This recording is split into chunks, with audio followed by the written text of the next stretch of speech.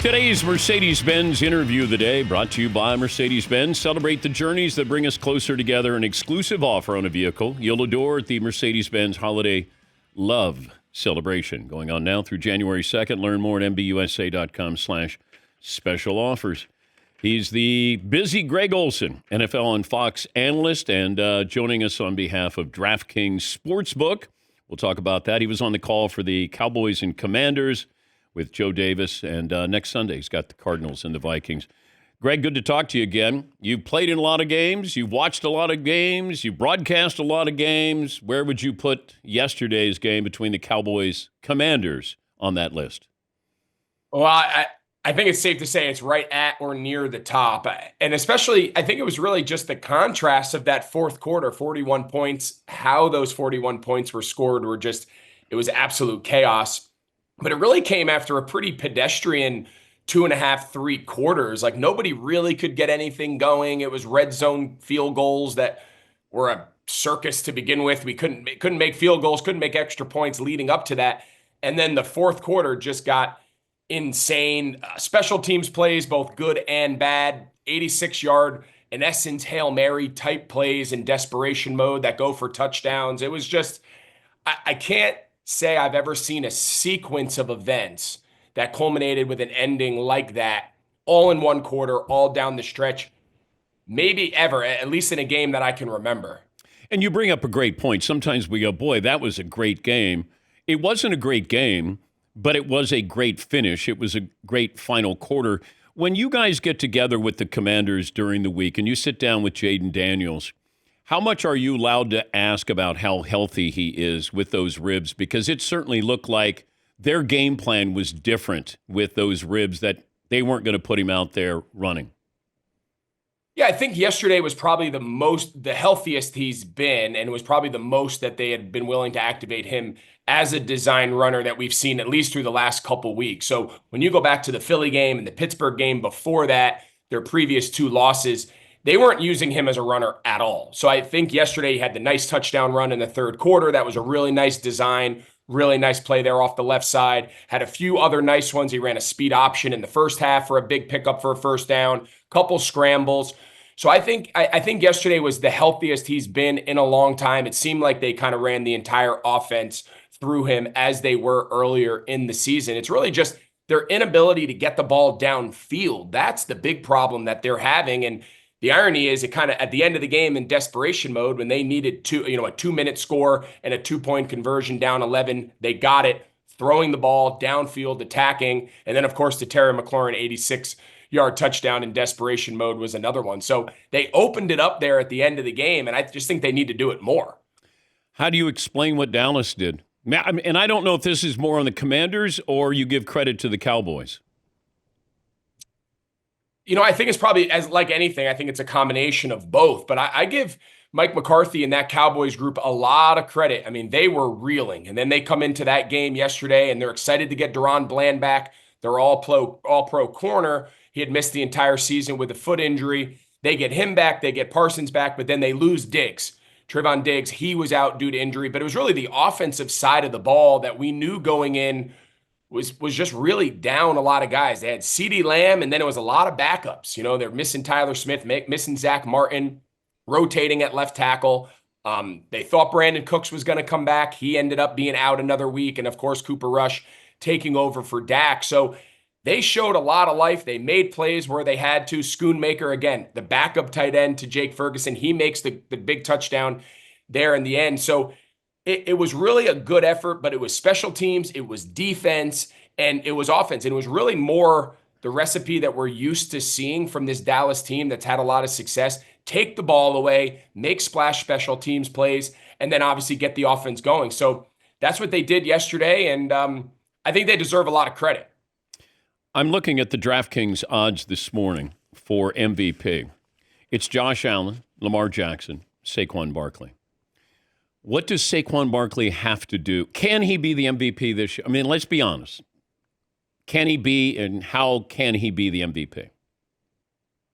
Well, I think obviously the first thing is just continue to perform at the level that he's been playing at. And now whether or not that's feasible or not, whether that's realistic to play at this level as a running back, down the stretch through the playoffs.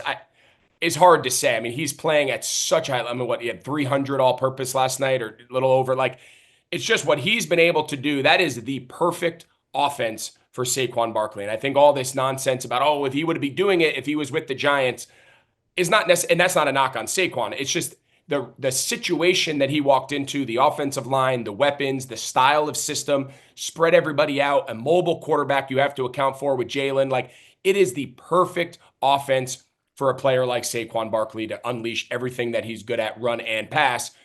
To win the MVP, he's probably going to need some help. He's going to probably need these quarterbacks, Lamar and Josh Allen, and probably Goff to a degree, to like come down to earth a little bit. If Josh Allen continues to play at the level he has, and he continues to get marquee wins against, the Chiefs again, and he gets against Lamar at some point, like, if he continues to win those games, it's a quarterback award, and we can argue whether that's fair or unfair, but there's no question Saquon Barkley is as good as anybody in the entire league, regardless of position. Just unfortunate for him, he doesn't play quarterback.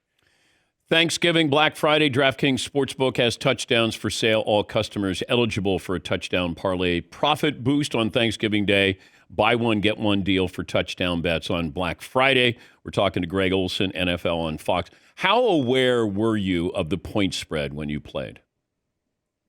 When I played, I couldn't tell you if we were favored, underdogs, what the over-under is. I've actually learned more about it in the broadcasting world, just because you hear it more. And there is an element to these guys who do make these spreads and do make these. It's amazing how close they always are. Like, the way they look at the game from points, yards per play, and efficiency numbers, they kind of look at it as more of like a math equation than they do just like X's and O's on the field. But yeah, I think if you pulled 99+% of the players in the league, they couldn't tell you. But obviously we know with fans and the way it's obviously become just the fabric of everything on Sundays, I think it's part of the popularity of the game. I think people are interested now in games. They might not be fans of those teams, but obviously they have vested interest in the outcome, or at least the score. So I think it's changed the way people watch the game. I think it's brought a lot of interest nationally, as opposed to just following your regional team. And but yeah, I don't think it's something that players are aware of really to any degree. Yeah, see, I don't know if you can have day-to-day life in the NFL and not be aware of what's my over-under for yards in this game. Or I mean, it's there. It's all over social media. I don't know how you could go into a game now in today's environment and that everybody's allowed to talk about it. Everybody's encouraged to gamble and not know, hey, you know what? We're favored by 2.5 tonight. Like, it's there. And maybe they are nowadays. When I was playing, obviously it was a very different landscape. Like, fantasy football was what we were all aware of. You'd be in the grocery store and the lady behind you in the line. I'm playing in Chicago, and the old lady in line, you think she's going to tell you great game because you just beat the Packers or what, the Lions or whatever, and she's like, you cost me my fantasy because you only caught 2 balls, and I'm like, oh my God, like, that's not what I was expecting you to say. So like, that was the era like I played in, and then daily fantasy became a thing, and it's kind of evolved from there. But yeah, I mean, I remember those days early in my career trying to figure out, like, are we happy that I won, but I didn't have enough catches? And then on the flip side, you had a big game, but then the team you're on lost. Were you happy? That was a rude awakening when I first got in the league. Fantasy football was probably at its highest level. Do the Lions have any issues? Yeah, I mean, listen, it's, right now, the last couple of weeks, it's hard to say they do. I mean, the way that, and I think the thing that everyone always thought was going to be there, all right, can you survive the injuries? Can you survive Hutchinson going down, and now Anzalone gets hurt? Like, and this defense, what is it? They haven't given up a touchdown in 6 quarters or 7, something like that. Like, it's pretty remarkable. Aaron Glenn, the defensive coordinator, he has done a fantastic job. Wouldn't be surprised if he's one of the next defensive-minded guys that gets a head job. He's done a great job because so much of the attention of Detroit has been on, of course, the Jared Goff story, which he deserves all the credit in the world for how he's handled that. And then Ben Johnson, he's the belle of the ball. He's been the number 1 choice of a lot of teams. They just can't seem to snag him away from Dan Campbell in Detroit. So the offense gets a lot of the attention, understandably so. But I think Aaron Glenn and that defense and their ability to weather the injury to their best player and one of the best defensive players in the league, and Hutchinson, is pretty remarkable. And now the question is, they got to sustain it. And as we all know in the NFL, especially you get to the playoffs, one bad afternoon, couple bad breaks, and all of that good work, it's over. There's no best of 3, best of 5. So they've got to maintain this for 6 more games, 6 more weeks or so, and then keep it rolling through the playoffs. So it's a long road ahead. A lot could happen, but if the season ended now, I don't think there's any question they're the best team. Who's the best tight end of all time? Man, that's a great question. If you would have told my younger self that anyone was ever going to beat Tony Gonzalez, that was like the guy we all grew up watching in high school and college, and had a chance to overlap with him for a few years in the league and get to know him. Tony was always at the top of the mountain. The longevity, the consistency, and then of course just the sheer volume of yards and catches and touchdowns just seems so, incomprehensible that anyone would ever approach it. Then Gronk came along and he did it again, different, could do the run blocking, physical, one of the most prolific guys. Obviously him and Brady kind of rechanged how he didn't have quite the longevity to approach those numbers. And now you enter a guy like Kelsey. I think we've gotten to the point where Kelsey's in that argument of saying has he passed Tony, and he might not ever reach the final numbers. I don't know how long he's going to play, but when you start talking 7 years in a row of 1,000-yard seasons, then you factor in the postseason success that he's had and the amount of wear and tear in games and catches and yards in the postseason. That's kind of where him and Gronk have kind of separated from a lot of the other guys at the top of the list. So it is hard for me to put anyone above Tony, because that was the guy like I really looked up to and idolized through my career as a young player. But I think Kelsey and Gronk have kind of entered that, and I think Kelsey might be pulling away. He's Greg Olsen, courtesy of DraftKings Sportsbook. Touchdowns for sale. All customers eligible for a touchdown parlay profit boost on Thanksgiving Day, and a buy one, get one deal for touchdown bets on Black Friday.